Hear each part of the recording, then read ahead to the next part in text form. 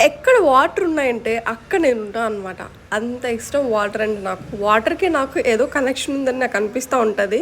ఆ వాటర్‌ని చూస్తా ఉంటే ఆ ఫ్లోయింగ్ అక్కడ ఉండి కాసేపు ఎంజాయ్ చేస్తే ఎంత బావుంటదని చెప్పేసి అనుకుంటా ఉన్నాను. సో, పాసిబుల్ అయితే లేదనమాట. అది టనల్ కిందుంది. సో, ఫైనల్లీ నైట్ వ్యూ అయితే వచ్చేసిందనమాట. ఈ వ్యూ కోసం అయితే ఈవినింగ్ నుంచి వెయిట్ చేస్తున్నాము. ఎప్పుడెప్పుడొస్తదా? ఎప్పుడెప్పుడొస్తదా? అని. ఫైనల్లీ ఈవినింగ్ 6:00 అయితే స్టార్ట్ చేశారు లైటింగ్స్ అంతా కూడా.